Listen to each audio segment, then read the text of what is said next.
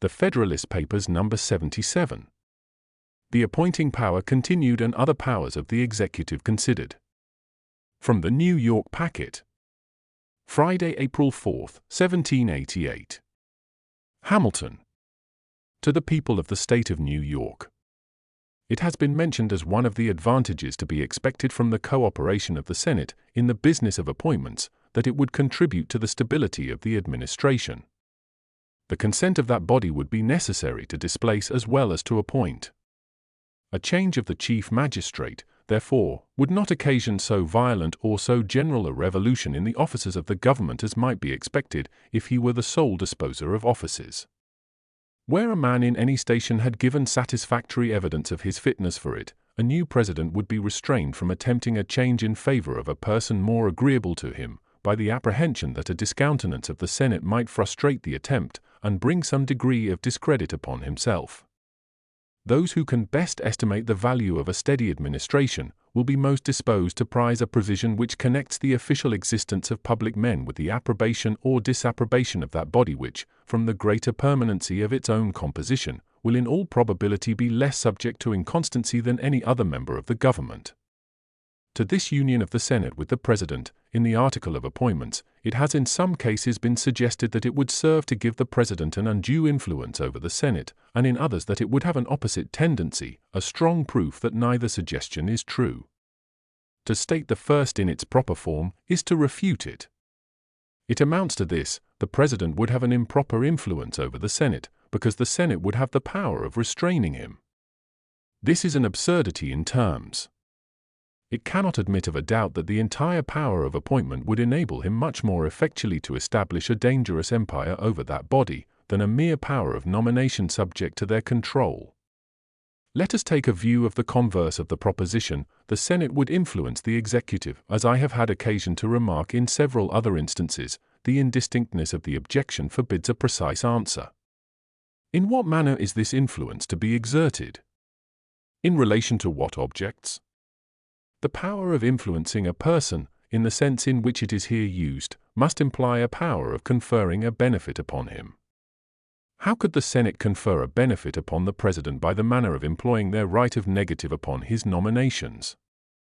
If it be said they might sometimes gratify him by an acquiescence in a favorite choice, when public motives might dictate a different conduct, I answer that the instances in which the President could be personally interested in the result would be too few to admit of his being materially affected by the compliances of the Senate. The power which can originate the disposition of honors and emoluments is more likely to attract than to be attracted by the power which can merely obstruct their course. If by influencing the President be meant restraining him, this is precisely what must have been intended. And it has been shown that the restraint would be salutary, at the same time that it would not be such as to destroy a single advantage to be looked for from the uncontrolled agency of that magistrate. The right of nomination would produce all the good of that of appointment, and would in a great measure avoid its evils. Upon a comparison of the plan for the appointment of the officers of the proposed government with that which is established by the Constitution of this state, a decided preference must be given to the former. In that plan the power of nomination is unequivocally vested in the executive. And as there would be a necessity for submitting each nomination to the judgment of an entire branch of the legislature, the circumstances attending an appointment, from the mode of conducting it, would naturally become matters of notoriety, and the public would be at no loss to determine what part had been performed by the different actors. The blame of a bad nomination would fall upon the President singly and absolutely. The censure of rejecting a good one would lie entirely at the door of the Senate, aggravated by the consideration of their having counteracted the good intentions of the executive. If an ill appointment should be made, the executive for nominating, and the Senate for approving, would participate, though in different degrees, in the opprobrium and disgrace. The reverse of all this characterizes the manner of appointment in this state. The council of appointment consists of from 3 to 5 persons, of whom the governor is always one. This small body, shut up in a private apartment, impenetrable to the public eye, proceed to the execution of the trust committed to them. It is known that the governor claims the right of nomination, upon the strength of some ambiguous expressions in the Constitution, but it is not known to what extent, or in what manner he exercises it, nor upon what occasions he is contradicted or opposed. The censure of a bad appointment, on account of the uncertainty of its author, and for want of a determinate object, has neither poignancy nor duration. And while an unbounded field for cabal and intrigue lies open, all idea of responsibility is lost.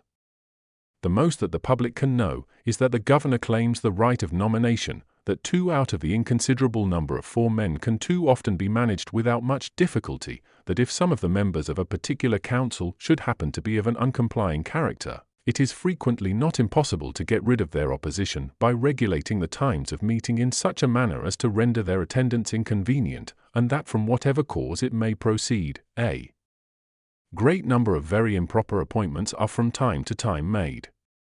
Whether a governor of this state avails himself of the ascendant he must necessarily have, in this delicate and important part of the administration, to prefer to offices men who are best qualified for them, or whether he prostitutes that advantage to the advancement of persons whose chief merit is their implicit devotion to his will, and to the support of a despicable and dangerous system of personal influence, are questions which, unfortunately for the community, can only be the subjects of speculation and conjecture. Every mere council of appointment, however constituted, will be a conclave, in which cabal and intrigue will have their full scope. Their number, without an unwarrantable increase of expense, cannot be large enough to preclude a facility of combination. And as each member will have his friends and connections to provide for, the desire of mutual gratification will beget a scandalous bartering of votes and bargaining for places.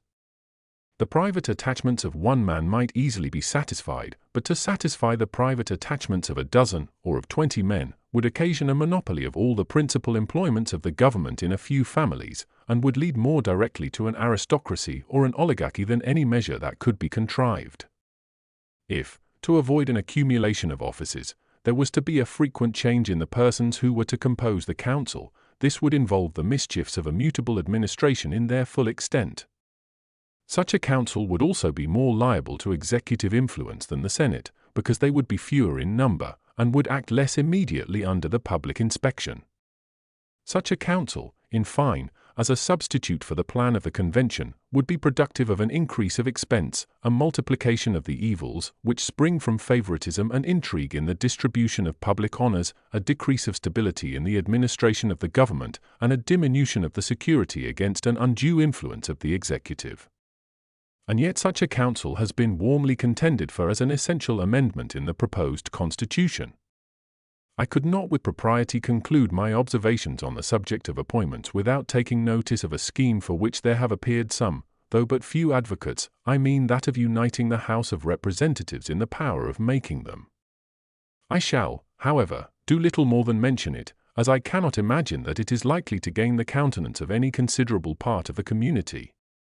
A body so fluctuating and at the same time so numerous can never be deemed proper for the exercise of that power.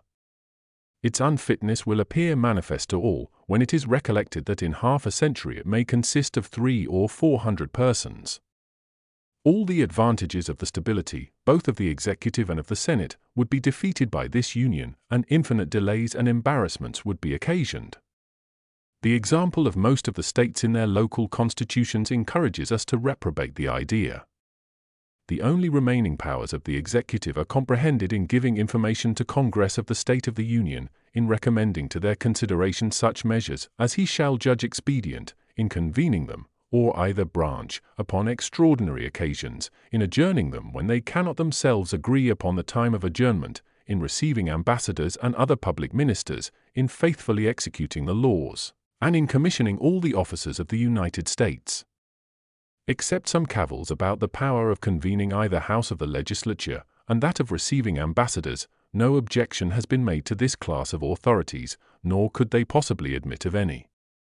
It required, indeed, an insatiable avidity for censure to invent exceptions to the parts which have been excepted to.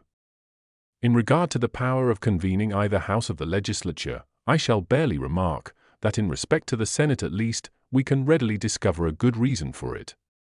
As this body has a concurrent power with the executive in the article of treaties, it might often be necessary to call it together with a view to this object, when it would be unnecessary and improper to convene the House of Representatives. As to the reception of ambassadors, What I have said in a former paper will furnish a sufficient answer. We have now completed a survey of the structure and powers of the executive department, which, I have endeavored to show, combines, as far as Republican principles will admit, all the requisites to energy. The remaining inquiry is, does it also combine the requisites to safety, in a Republican sense, a due dependence on the people, a due responsibility? The answer to this question has been anticipated in the investigation of its other characteristics, and is satisfactorily deducible from these circumstances, from the election of the President once in 4 years by persons immediately chosen by the people for that purpose, and from his being at all times liable to impeachment, trial, dismission from office, incapacity to serve in any other, and to forfeiture of life and estate by subsequent prosecution in the common course of law. But these precautions, great as they are not the only ones which the plan of the Convention has provided in favor of the public security. In the only instances in which the abuse of the executive authority was materially to be feared, the Chief Magistrate of the United States would, by that plan, be subjected to the control of a branch of the legislative body. What more could be desired by an enlightened and reasonable people? Publius.